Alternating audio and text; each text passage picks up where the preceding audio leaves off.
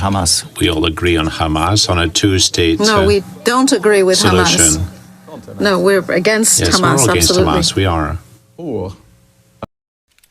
Well, the Liberal leadership debates seem to be off to a great start.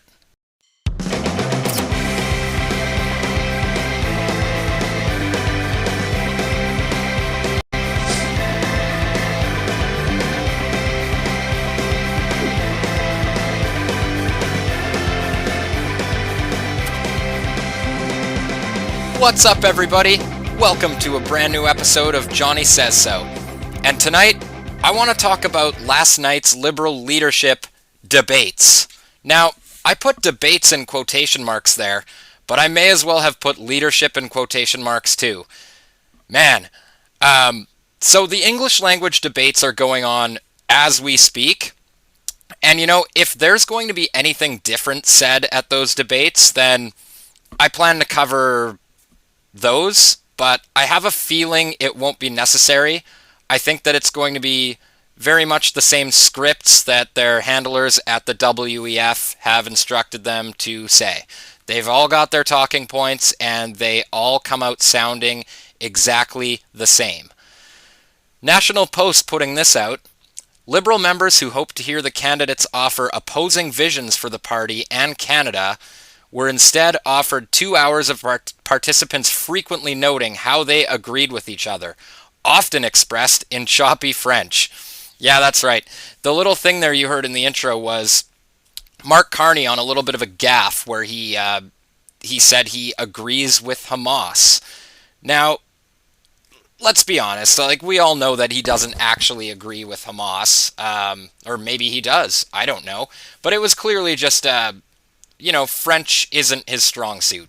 And, but I'm not one to talk. I mean, I certainly don't know French. But then again, my party didn't just give somebody else a really hard time for not knowing French. Let's check this out. Liberals deny Ruby Dalla interpreter for French leadership debate. I think Mark Carney probably could have used a little help with his French there, couldn't he?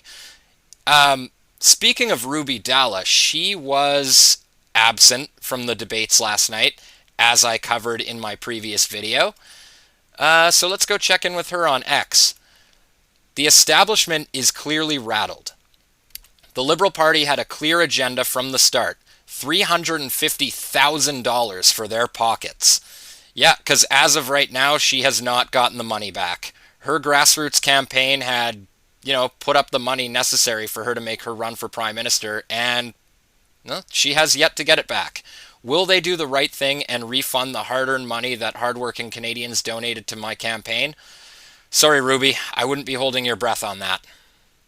It is certainly not surprising, because I think the Liberal Party of Canada was seeing exactly what our internal polls are telling us, that my campaign and my team, we were neck to neck with a front runner in the race. They did not want me to go on to that debate stage in Montreal. They certainly did not want me on that ballot. And the Liberal Party of Canada wanted to complete the coronation of Mark Carney. All of the allegations that you have mentioned, they are completely false. They are fabricated. And I will not allow the Liberal Party of Canada, or anyone for that matter, to smear my name or to smear the name of thousands of volunteers in our campaign. And she's absolutely right about that, guys. She would have been a breath of fresh air on that debate stage, offering something new. And I love how she refers to the coronation of Mark Carney, as alluded to here in the picture, because that's exactly what this is. This is a total continuation of Trudeau's policies. Nothing more, nothing less. And back to that National Post article, I agree with that 100%. They weren't debating at all, really. I mean, there were some slight variations of how they would continue Trudeau's agenda, but they were more or less wholeheartedly agreeing with each other. I want to show you exactly what I'm talking about here. Gov.exe is corrupt on Twitter put together this little compilation, and it's really well done. Let's go take a peek at that. Is completely unable to be the leader that Canada needs now. He's a leader who can't unite Canada.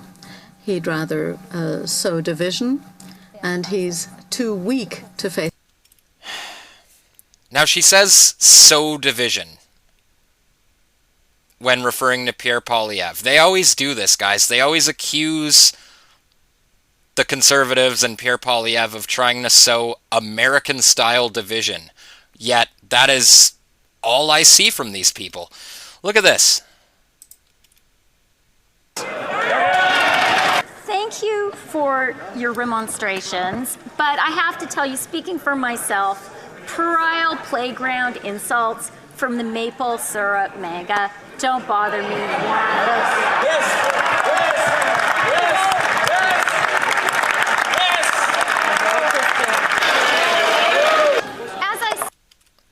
Trudeau there in the corner just nodding like, yeah, good one.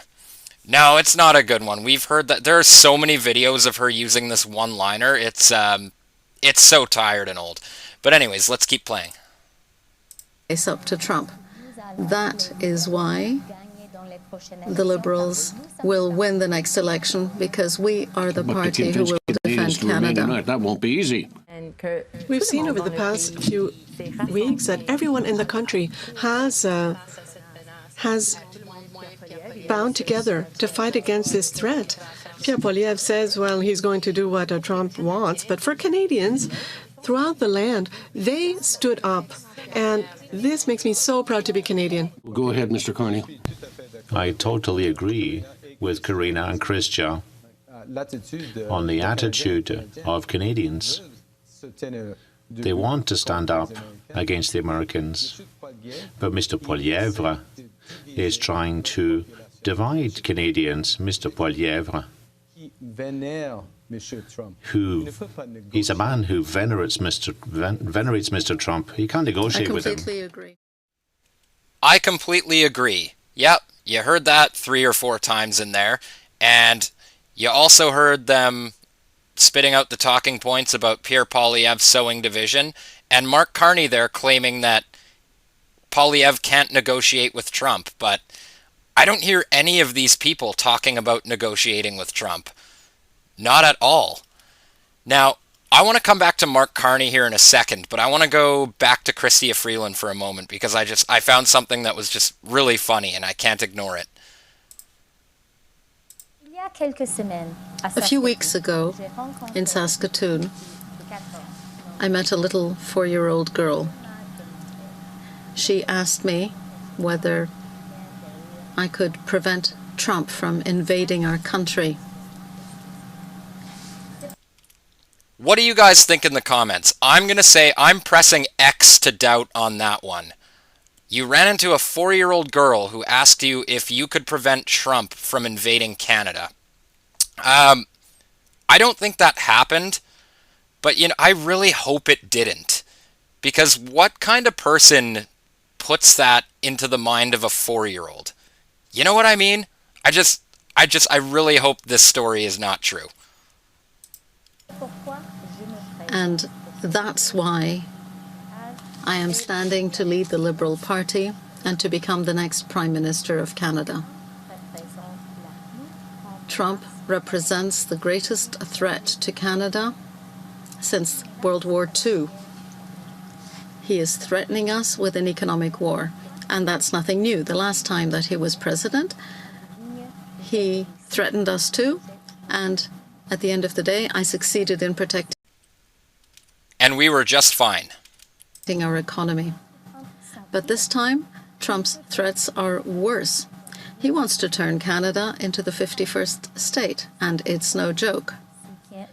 That is why he is supporting Vladimir Putin's criminal attempt to redraw Ukraine's borders. Trump wants to redraw our borders too. We need a leader who understands the seriousness of these challenges and how to face them. A leader that can respond and defend everyone in our wonderful country. I will fight for us. I will fight for Canada. And together, we will win. And there it is, guys. More fear-mongering. She's trying to juxtapose the situation with Russia and Ukraine as the United States launching some sort of full-scale invasion against us. Why don't we just go check in with Donald Trump to see how serious this is? And I think Canada, they're going to have to pay tariffs on automobiles, lumber, and oil and gas, et cetera, et cetera. And they get 95% of their product from the United States. I think they have to become the 51st state. And you heard the people booing the national anthem, but I think ultimately they'll be praising the national anthem. We'll have to work out some deal with it. Because I do like the O Canada, right? It's a beautiful thing. I think we're going to have to keep it for the 51st state. I call him Governor Trudeau. I said, Governor Trudeau's doing a wonderful job. I think it's actually cost him his election, if you want to know the truth. No, not at all. You did not cost Trudeau the election. I honestly don't think Donald Trump has a grade 9 level understanding of Canadian politics. Unless that was like he misspoke or something. Like, does he think Trudeau himself is running for re-election? Like, does he not understand that? Truthfully, this is actually the best thing that could have possibly happened to the Liberal Party. I mean, look at this, guys.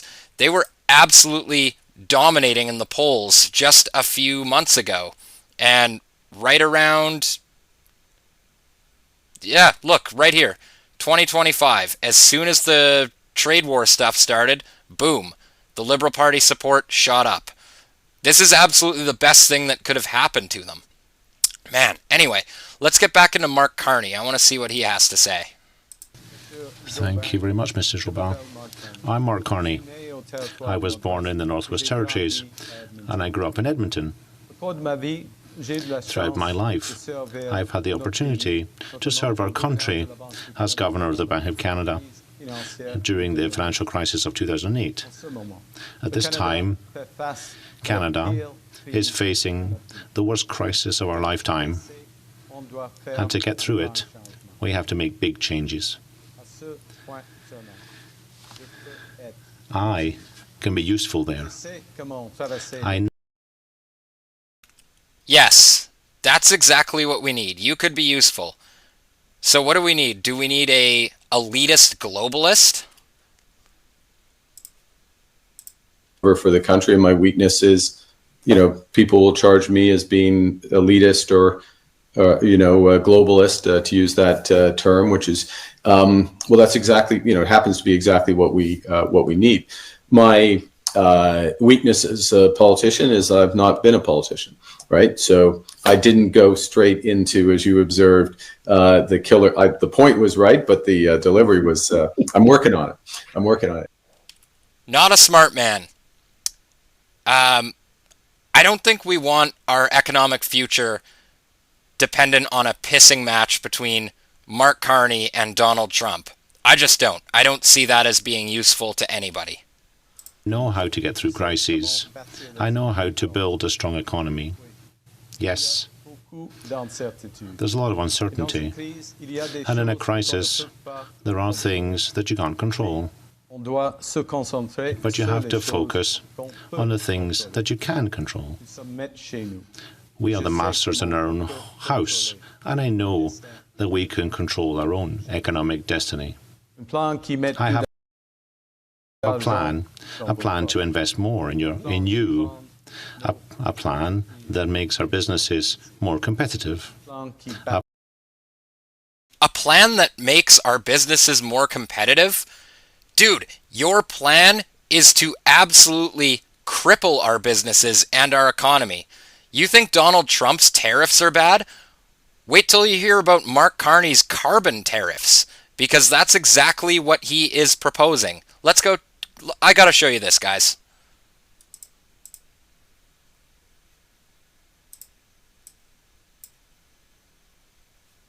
Then secondly, what we're going to do is make sure not that the government pays, not that we as taxpayers pay, but the large polluters pay. And so what happens... But does that not ultimately trickle down? No, because what the big companies are producing, by and large, are not products that we are consuming. There's some element of that, but by and large, a steel company, how much steel are you using these days, Todd? I mean, not as much we used. So anyway. How much steel are you using these days? Are you kidding me? Do you know how many products and things we use every day use steel? I mean, we are in the middle of a housing crisis. We are not building enough houses. It is difficult for Canadians to find a place to live. And you want to impose an arbitrary tax on manufacturing steel at the very same time that Donald Trump is putting his tariffs on our steel? It's absolutely insane and economic suicide. Now, somebody else that doesn't get a lot of airtime is Karina Gould. And I want to take you over to her CTV interview recently, where she sort of gives up the game in a big way. If you win and ultimately do become the next leader of the party, the next prime minister, will you go straight to an election?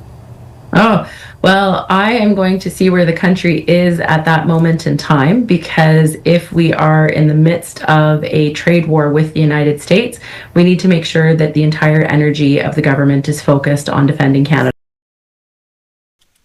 See that little smirk there when she said, oh, well, if we are in the middle of a trade war. Make no mistake, guys, they are loving every minute of this. And defending Canadians. So I'm going to want to see where we are on March 10th. There will be an election at some point this year, right? We have a fixed election date in October.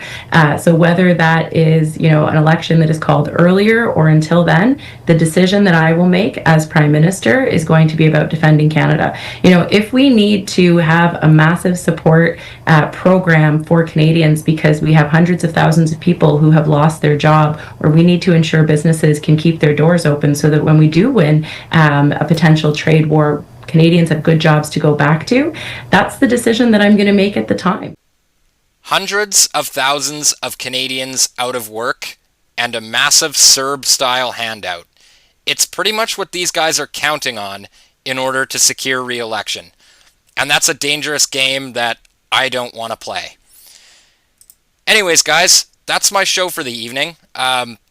That was the French language debates. I'll be sure to keep my eye on the English language debates, which are wrapping up right about now.